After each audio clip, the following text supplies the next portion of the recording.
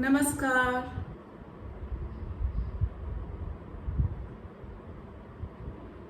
नमस्कार, सत श्री अकाल, गुड आफ्टरनून। मैं डॉक्टर माधवी अरोड़ा सेठी श्री आईवीएफ की तरफ से आपका फिर से स्वागत करती हूँ। आज हम आईवीएफ के बारे में जानेंगे कि आईवीएफ होता क्या है एक्चुअल में, और आईवीएफ कैसे करते हैं, कैसा क्या प्रोसीजर होता है, क्यों करते हैं। तो पहले जानते हैं आईवीएफ होता क्या है। आईवीएफ मतलब in vitro fertilization. In vitro मतलब लैब के अंदर। इसका उल्टा क्या होता है, इन वीवो। इन वीवो मतलब इनसाइड द बॉडी। तो जो नेचुरल तरीके से रिप्रोडक्शन होती है वो बॉडी के अंदर होती है। बॉडी के अंदर एम्ब्रियो बनता है और इम्प्लांट होता है। इसमें सब कुछ बाहर होता है, लेकिन एम्ब्रियो जाके बच्चेदानी में इम्प्लांट होता है। इसको हम इन विट्रो कहते हैं, इसीलिए आईवीएफ। ठीक है, अब हम पहले आईवीएफ को डिटेल में जानने से पहले ये जानना चाहेंगे कि नेचुरली प्रेगनेंसी कैसे होती है। तो इसके लिए एक छोटा सा मॉडल है मेरे पास। ये है यूट्रस, ये है ट्यूब्स और ये है अंडेदानी। तो नॉर्मली प्रेगनेंसी कैसे होती है? नॉर्मली दोनों में से किसी एक अंडेदानी में हर महीने एक अंडा बनता है। अंडा पूरे साइज में पहुंचता है। जो फुल साइज होता है वो 18 से 20 के आसपास का रहता है, और वो अंडेदानी से रप्चर होके ट्यूब में जाता है। तब जब हस्बैंड और वाइफ मिलते हैं, हस्बैंड का सीमेन यहाँ से अंदर जाता है, स्पर्म और अंडा मिलके एक एम्ब्रियो बनता है जो यूट्रस की लाइनिंग में आके चिपक जाता है।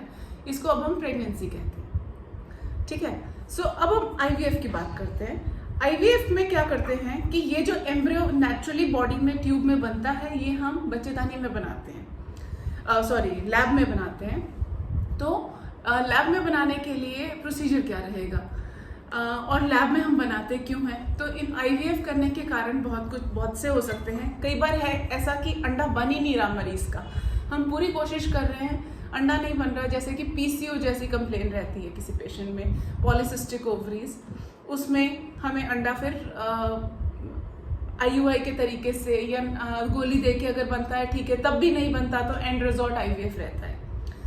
नेक्स्ट होता है प्री मैच्योर ओवेरियन फेलियर या मेनोपॉजल फीमेल, 40-45 की उम्र तक प्रेगनेंसी नहीं हो रही है। उस सिनेरियो में जब अंडे बनने बंद हो जाते हैं तो हम किसी और लेडी का अंडा तैयार करके वो हम आईवीएफ करके फिर उस लेडी के यूट्रस में डालते हैं। एक वो रीज़न होता है। दूसरा होता है ट्यूबल फैक्टर। ट्यूब्स ही बंद हैं दोनों। अगर ट्यूब्स बंद हैं तो अपने आप अंडा बन के ट्यूब से होते हुए बच्चेदानी में नहीं आएगा। तो उस सिनेरियो में भी हम एम्ब्रियो बॉडी के बाहर बनाते हैं। ठीक है, अब हम आईवीएफ को डिटेल में जानते हैं। आईवीएफ का इलाज अगर किसी का करना है तो कैसे प्रोसीड करना चाहिए। हम पेशेंट को पीरियड के सेकेंड डे उसको बुलाते हैं। Periods menses normally 28 to 35 days का साइकिल रहता है लेडी का। उसको पीरियड्स के सेकेंड डे बुलाते हैं। उसके सारे हार्मोन्स के टेस्ट और एक पूरी बॉडी का फुल बॉडी टेस्ट सारे करते हैं, ये जानने के लिए कि उसकी बॉडी फिट भी है 9 महीने तक बच्चा कैरी करने के लिए। और फिर वो टेस्ट करके साथ में अल्ट्रासाउंड करते हैं।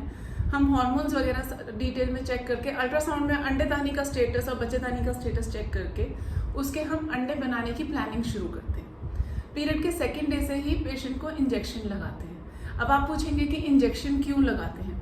तो इंजेक्शन लगाने का मेन कारण ये है कि नॉर्मली तो एक औरत के शरीर में हर महीने एक अंडा बन रहा है। अब क्योंकि आप आईवीएफ में इतना खर्चा कर रहे हैं, खर्चा एक्सीड कर रहा है एक पेशेंट के लिए, तो हमें चांसेस बेटर चाहिए। बेटर चांसेस के लिए हमें एम्ब्रियोज ज़्यादा चाहिए।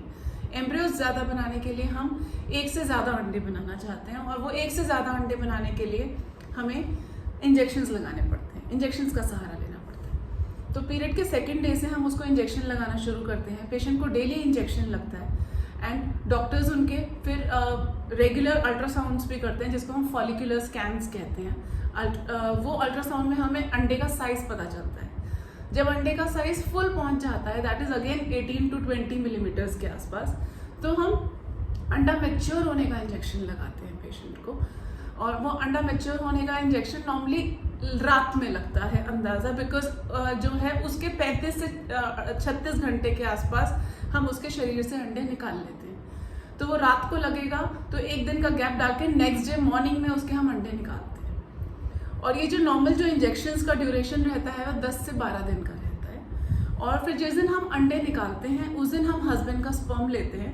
स्पर्म नेचुरल तरीके से लिया जाता है। कुछ हस्बैंड्स जिनका स्पर्म काउंट बिल्कुल नील रहता है, उसमें अगर हम स्पर्म अंदर बन रहे हैं और कुछ अंदर रुकावट है, उस केस में हम स्पर्म हस्बैंड का भी सुई मार के निकाल सकते हैं, जिसको हम टीसा या टीसा कहते हैं। तो वो प्रोसीजर भी उसी दिन होता है जिस दिन हम उसका हस्बैंड का वाइफ के एग्स बना रहे हैं।